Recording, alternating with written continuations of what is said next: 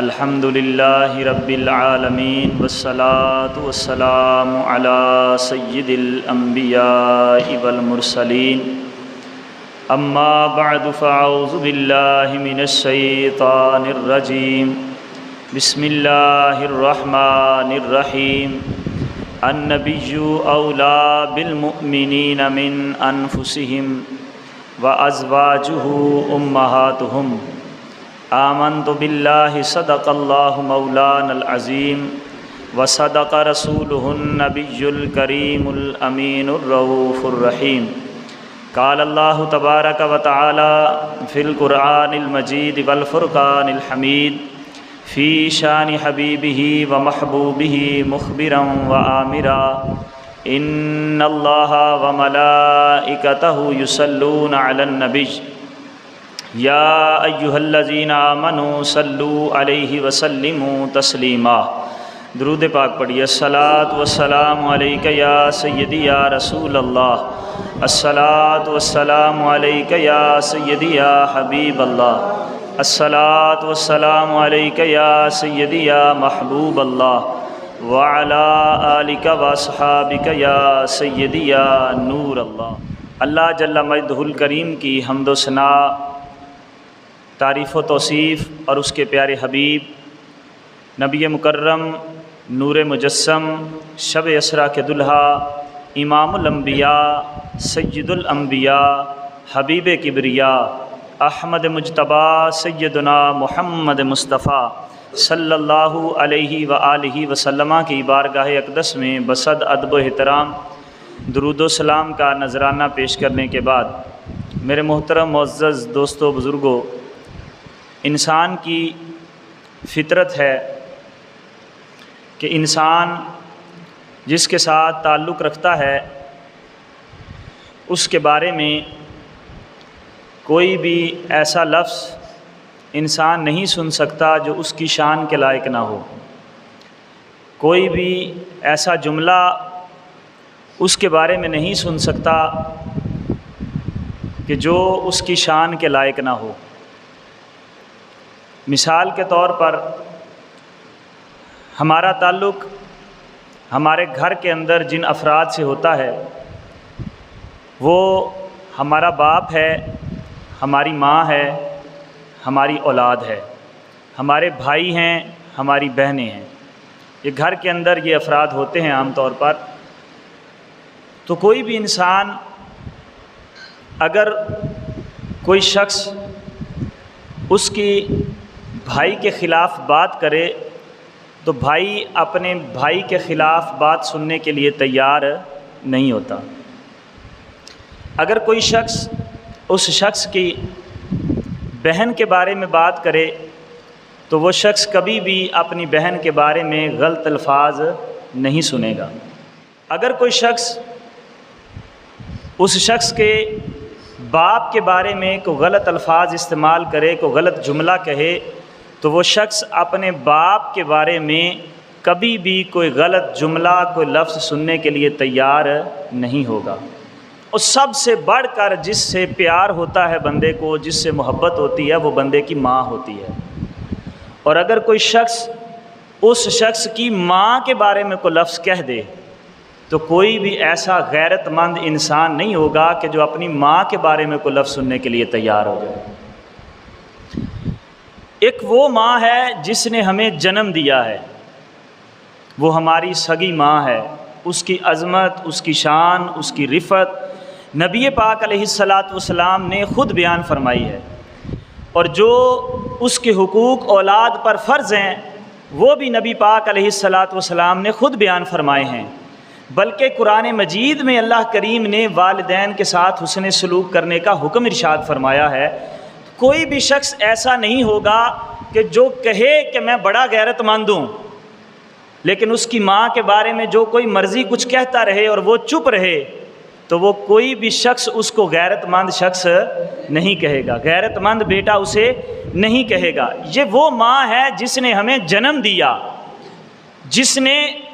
جنم دیا اور دنیا اس کو کہتی ہے کہ یہ فلاں کی ماں ہے، یہ فلاں کا بچہ ہے، یہ فلاں عورت کا بیٹا ہے، دنیا کہتی ہے کہ یہ اس کی ماں ہے، اور دنیا میں ایسی ہستیاں بھی ہیں جن کو دنیا ہی نہیں کہتی بلکہ رب العالمین کہتا ہے کہ یہ مومنوں کی مائیں ہیں،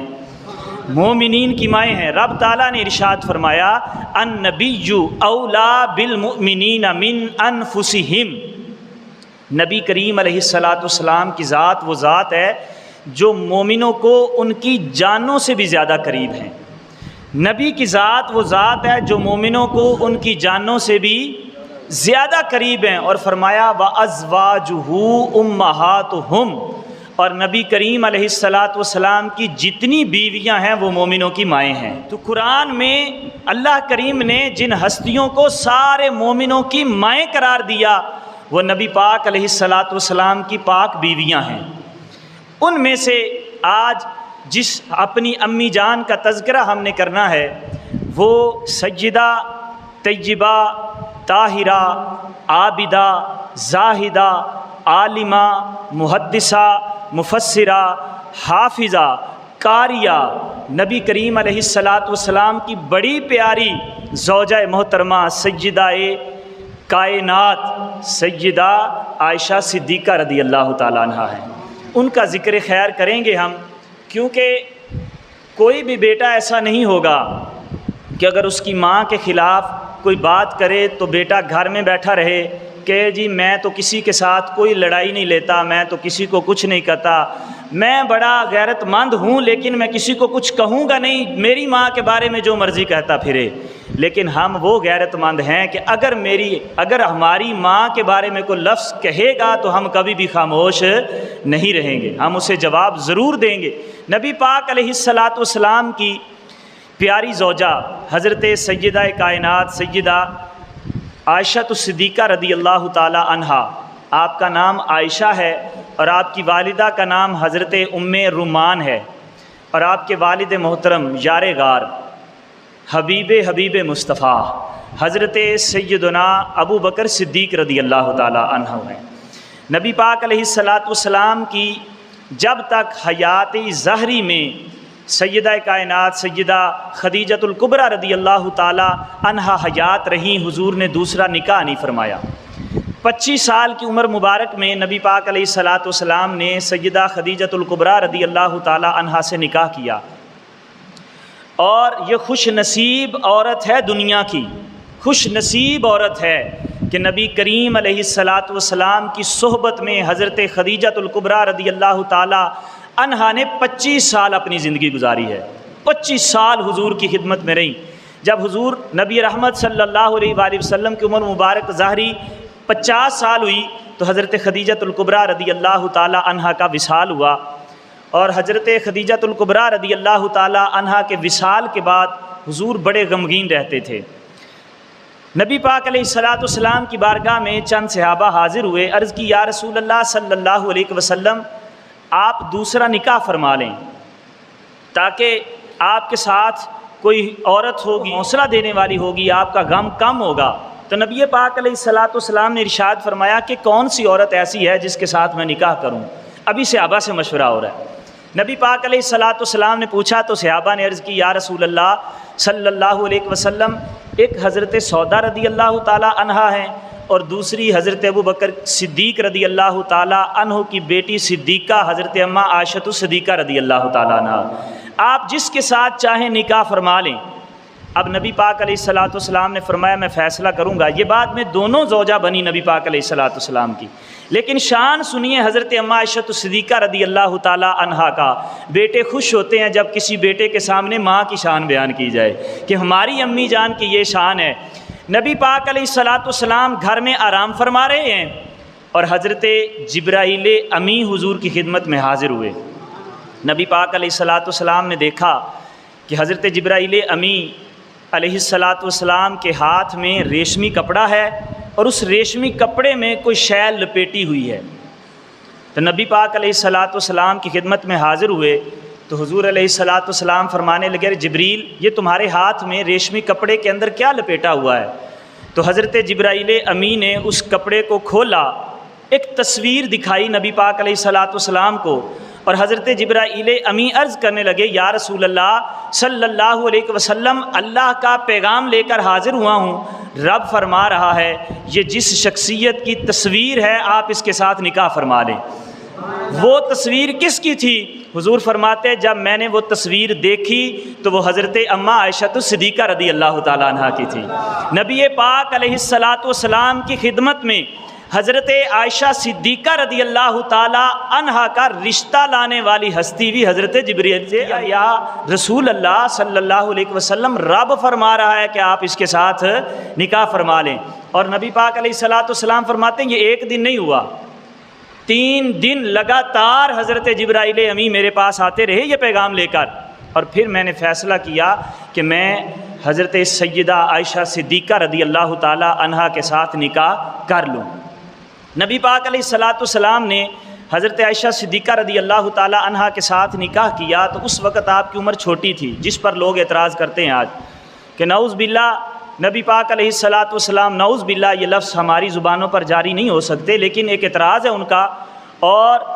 یہودیوں کا یہ اعتراض اب نہیں بنا بلکہ اس وقت جب نبی پاک علیہ الصلاۃ والسلام نے نکاح کیا تھا اس وقت بھی یہودیوں نے یہ اعتراض کیا تھا اور یہ زبان درازی کی تھی۔ نبی پاک علیہ الصلاۃ والسلام نے جب نکاح کیا تو یہودیوں نے نعوذ باللہ یہ کہنا شروع کر دیا کہ نعوذ باللہ من ذالک، اللہ پناہ عطا فرمائے۔ انہوں نے کہنا شروع کیا کہ نعوذ باللہ حضور علیہ الصلاۃ والسلام اللہ کے نبی ہو کر عورتوں کا شوقین ہیں، عورتوں کے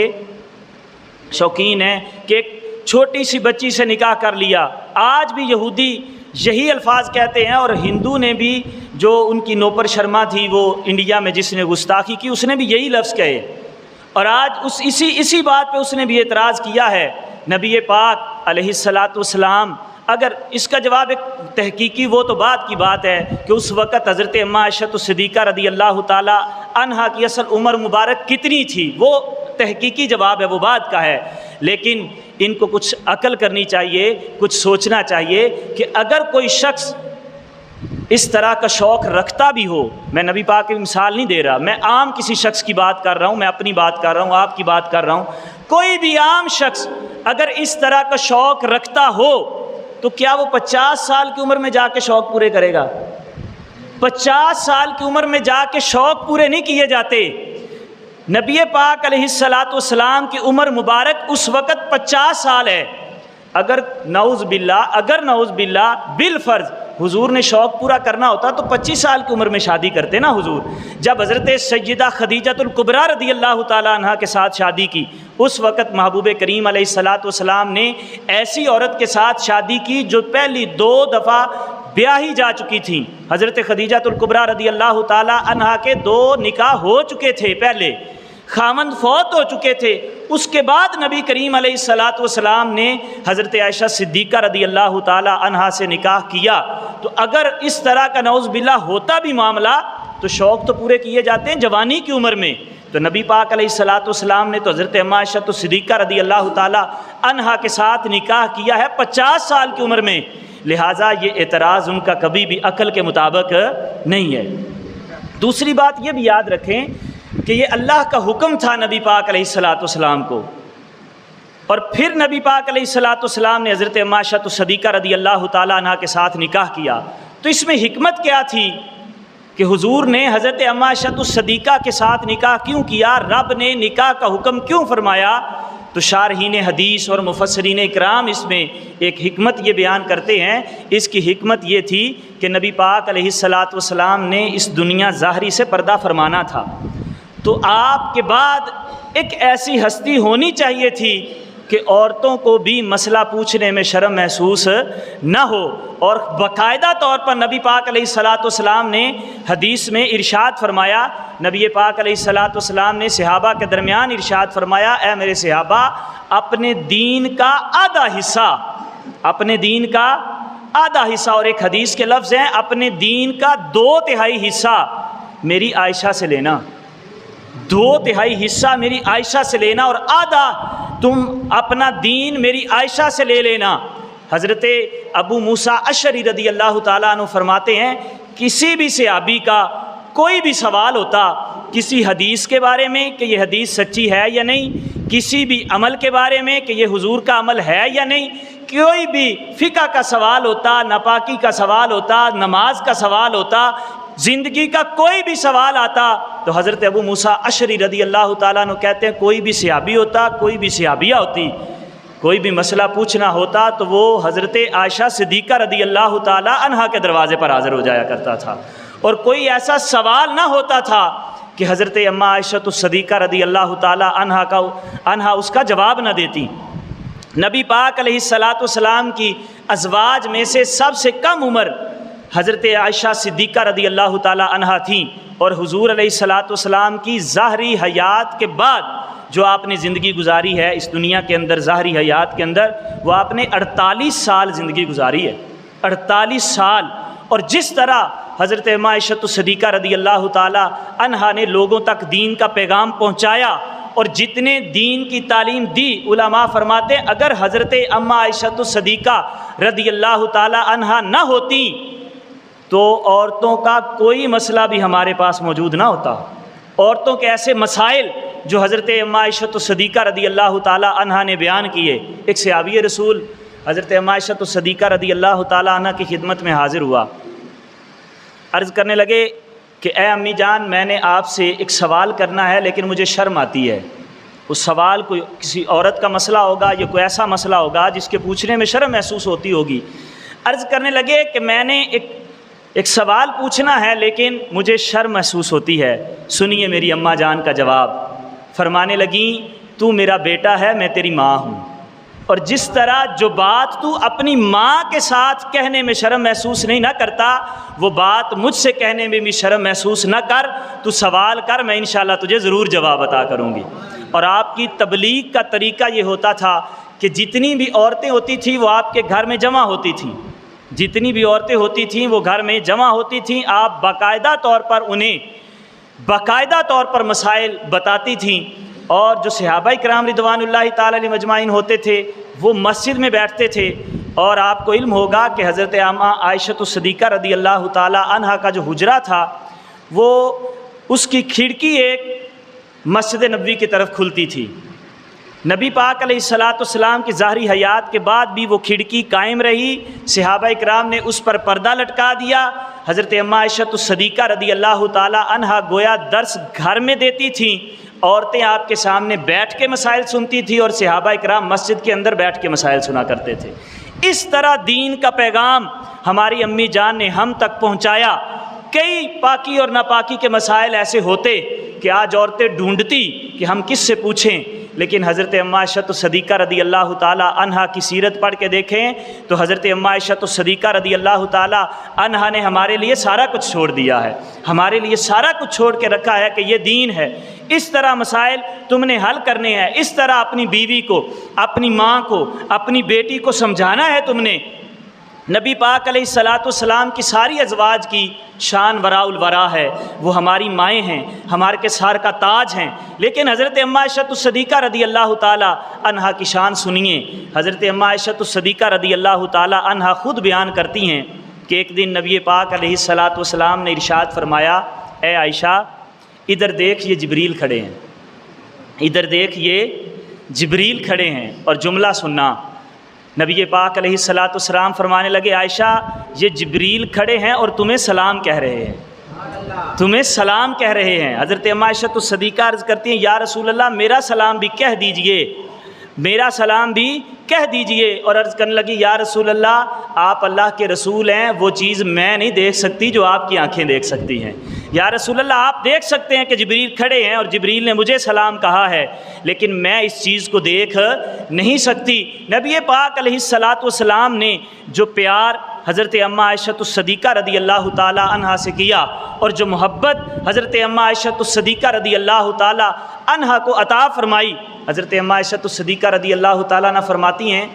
کہ کبھی گھر میں حضور تشریف فرما ہوتے تو میں اگر پیالے میں دودھ ڈال کے یا پانی ڈال کے پیتی، آج نا ہم گھر میں جاتے ہیں تو ہمارا طریقہ یہ ہے کہ ذرا اکڑ کے، ذرا تکبر کے ساتھ، وہ پرانے دور میں شاید یہ ہندوؤں کا رواج تھا کہ وہ اپنی بیویوں کو جوتے کی نوک سمجھتے تھے،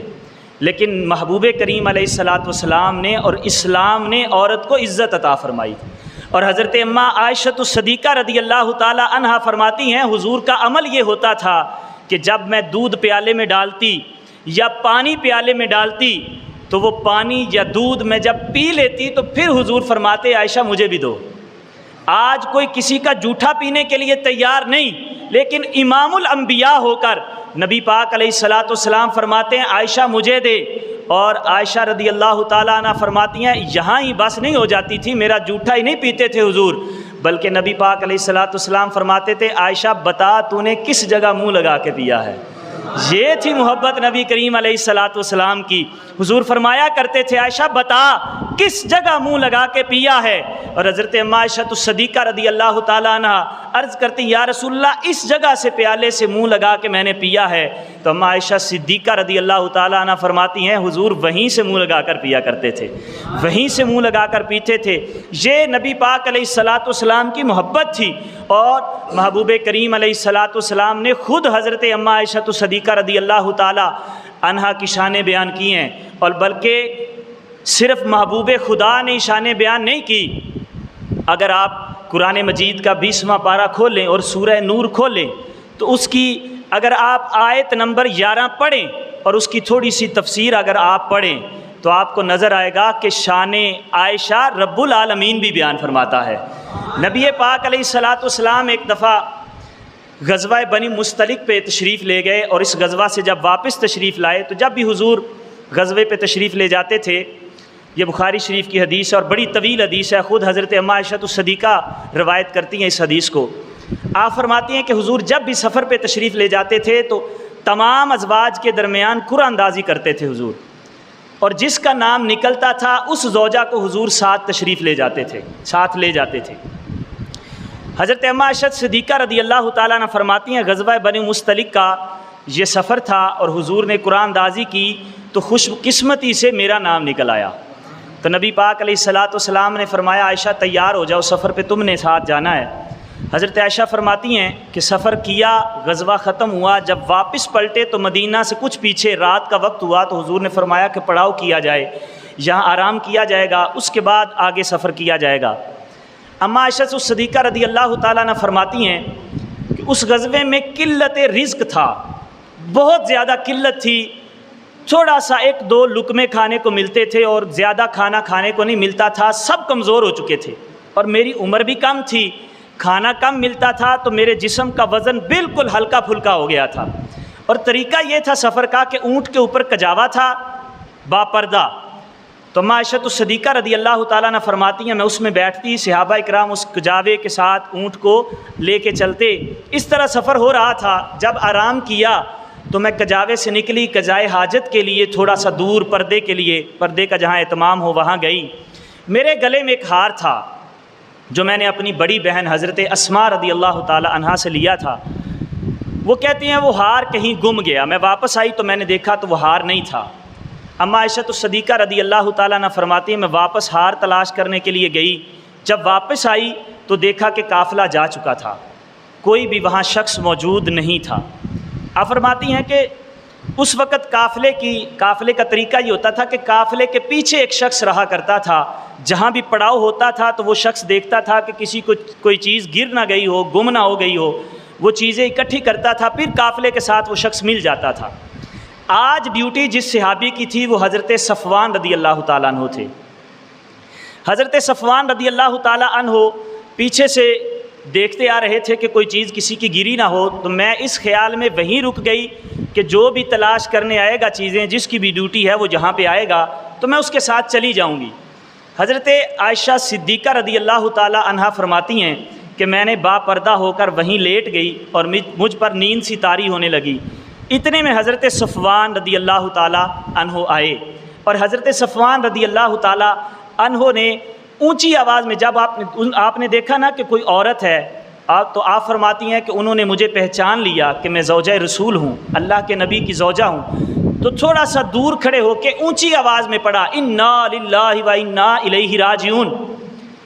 فرماتی ہیں مجھے جاگ آ گئی اور میں اٹھ گئی۔ آپ فرماتی ہیں اس کے علاوہ، اس جملے کے علاوہ حضرت صفوان رضی اللہ تعالیٰ عنہ نے کوئی جملہ نہیں ارشاد فرمایا، کوئی جملہ بھی۔ انہوں نے اپنی اونٹنی کو بٹھایا، اس پر کجاوا تھا، میں اس پہ سوار ہو گئی۔ حضرت صفوان رضی اللہ تعالیٰ عنہ نے اونٹ کی نکیل پکڑی اور ہم قافلے کے ساتھ مل گئے،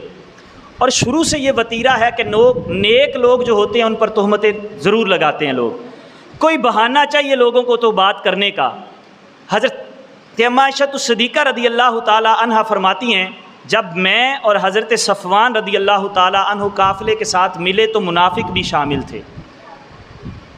منافقوں کے سردار عبداللہ بن ابی نے سب سے پہلے یہ جملہ کہا اور گستاخی کی حضرت اماں عائشہ صدیقہ رضی اللہ تعالی عنہا کے بارے میں کہ نعوذ باللہ حضرت صفوان اور زوجہ رسول اکیلے آ رہے ہیں۔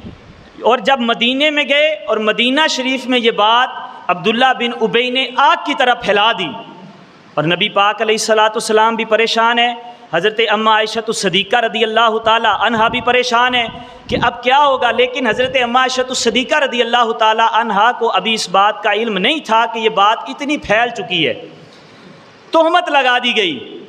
کس پر؟ نبی کریم علیہ السلام کی زوجہ پر، ہماری ماں پر تہمت لگی۔ اب حضور چاہتے تو خود بھی بیان فرما دیتے کہ میری بیوی ایسی نہیں ہے، تہمت ہٹا دی جاتی، لیکن محبوب کریم علیہ السلام نے انتظار کیا کہ یہ میری اہل بیت ہے، میرے گھر والے ہیں، اگر میں خود ان کی پاکی بیان کروں گا تو لوگ کہیں گے کہ اپنے گھر والے ہیں، اس لیے پاکی بیان کی جا رہی ہے، کیونکہ منافقین کا طرز عمل تو یہی تھا۔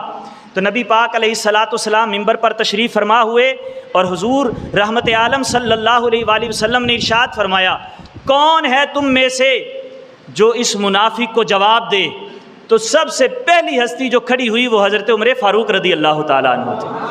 حضرت عمر فاروق رضی اللہ تعالیٰ عنہ عرض کرنے لگے یا رسول اللہ صلی اللہ علیہ وسلم، یہ منافقین جھوٹ بولتے ہیں،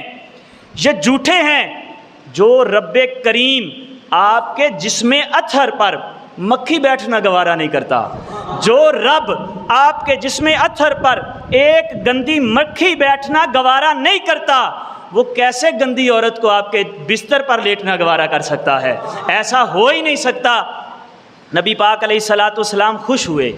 اور اس کے بعد جو شخصیت کھڑی ہوئی وہ حضرت عثمان غنی رضی اللہ تعالیٰ عنہ تھے۔ حضرت عثمان غنی رضی اللہ تعالیٰ عنہ عرض کرنے لگے یا رسول اللہ صلی اللہ علیہ وسلم، جس رب نے آپ کا سایہ زمین پر نہیں پڑنے دیا، اس وجہ سے کہ آپ کے سائے پر آپ کے ساتھ جو آدمی چلے گا اس کا قدم آئے گا بے ادبی ہوگی، جو رب اتنا غیرت مند ہے کہ آپ کا سایہ زمین پر نہیں پڑنے دیتا، وہ ایسی عورت کو آپ کے نکاح میں کیسے آنے دے سکتا ہے؟ نبی پاک علیہ السلام خوش ہوئے۔ اس کے بعد جو شخصیت کھڑی ہوئی اسے لوگ شیر خدا کہتے ہیں، حضرت علی المرتضیٰ شیر خدا رضی اللہ تعالی عنہ عرض کرنے لگے یا رسول اللہ صلی اللہ علیہ وسلم، ہم نے دیکھا ہے ایک دفعہ آپ نے نالین شریف پہنے تھے، مسجد میں تشریف لائے تھے، نالین مبارک پر تھوڑی سی گندگی لگی تھی تو اللہ کریم نے جبرائیل امی کو بھیج دیا تھا۔ تھوڑی سی گندگی نالین پہ لگی تھی، جبرائیل امی آ گئے تھے کہ رب العالمین فرما رہا ہے محبوب یہ نالین اتار دیں، گندگی والے نالین آپ نہیں پہن سکتے۔ یا رسول اللہ، جو رب اتنا غیرت مند ہے کہ آپ کے پاؤں میں ایک گندگی، تھوڑی سی گندگی والا نالین نہ پہنے دے، وہ ایسی عورت کو آپ کے نکاح میں کیسے آنے دے سکتا ہے؟ نبی پاک علیہ السلام خوش ہوئے۔ حضرت اماں عائشہ صدیقہ رضی اللہ تعالی عنہا کو بخار ہو گیا، بڑی بیمار ہو گئیں۔ نبی پاک علیہ السلام نے خوشی کا اظہار کیا اور خود کچھ بھی بیان نہیں کیا۔ نبی پاک علیہ السلام نے حضرت اماں عائشہ صدیقہ رضی اللہ تعالی عنہا اجازت لے کر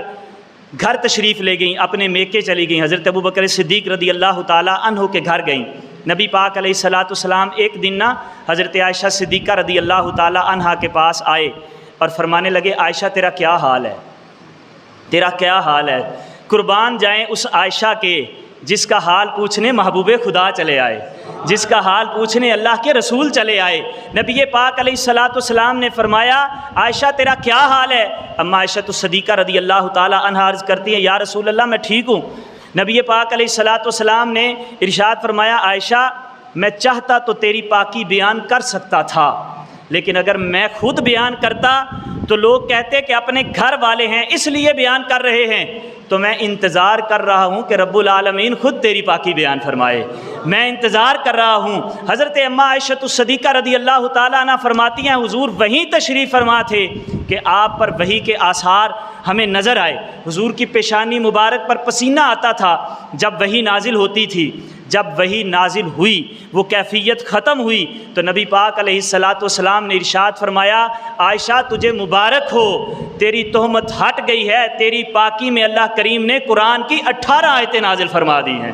تجھے مبارک ہو، تیری شان میں، تیری پاکی میں اللہ کریم نے قرآن مجید کی 18 آیتیں نازل فرما دی ہیں۔ حضرت اماں عائشہ الصدیقہ رضی اللہ تعالی عنہا نے رب کریم کا شکر ادا کیا اور نبی کریم علیہ الصلاۃ والسلام کی بارگاہ میں عرض کیا، یا رسول اللہ صلی اللہ علیہ وسلم، میرا رب کتنا کریم ہے، میرا رب کتنا کریم ہے، میں اتنے دنوں سے انتظار کر رہی تھی کہ میرا رب میری پاکی بیان ضرور کرے گا، اور آج میرے رب نے میری پاکی بیان فرما دی ہے۔ اور کیا شان ہے حضرت اماں عائشہ الصدیقہ رضی اللہ تعالی عنہا کی، آپ خود بیان کرتی ہیں، آپ فرماتی ہیں اللہ کریم نے اپنے محبوب کو جتنی بھی ازواج مطہرات عطا فرمائی تھیں، ان میں سے اللہ کریم نے مجھے 10 ایسی شانیں عطا فرمائی ہیں جو دوسری ازواج کو نہیں عطا فرمائی۔ 10 ایسی شانیں عطا فرمائی ہیں۔ نبی پاک علیہ الصلاۃ والسلام کی زوجہ حضرت اماں عائشہ الصدیقہ رضی اللہ تعالی عنہا کہتی ہیں، ان میں سے میں چند آپ کے سامنے رکھتا ہوں۔ حضرت اماں عائشہ الصدیقہ رضی اللہ تعالی عنہا فرماتی ہیں کہ نبی پاک علیہ الصلاۃ والسلام کی جتنی بھی ازواج تھیں، ان میں سے میں واحد زوجہ تھیں جو میں کنواری تھی، باقی جتنی بھی نبی پاک علیہ الصلاۃ والسلام کے ازواج تھی وہ کنواری نہیں تھی، یا تو وہ بیوہ ہو گئی تھی یا وہ طلاق شدہ تھی۔ نبی پاک علیہ الصلاۃ والسلام نے جن سے بھی شادی کی، لیکن میں وہ واحد تھی، حضور نے کنواری مجھ سے ہی شادی کی تھی۔ اور پھر آپ فرمانے لگیں، دوسری فضیلت مجھے باقی ازواج پر اس بات سے ہے کہ نبی پاک علیہ الصلاۃ والسلام نے ایسی کسی عورت سے شادی نہیں کی کہ جس کے والدین میں سے والد بھی اور والدہ دونوں مہاجر ہوں، دونوں نے ہجرت کی ہو، یعنی حضرت ابوبکر صدیق رضی اللہ تعالیٰ عنہ اور حضرت ام رمان دونوں شخصیات مہاجر تھیں، ہجرت کی تھی۔ حضرت اماں عائشہ الصدیقہ رضی اللہ تعالیٰ عنہا کہتی ہیں، تیسری فضیلت باقی ازواج پر میری یہ ہے کہ کوئی بھی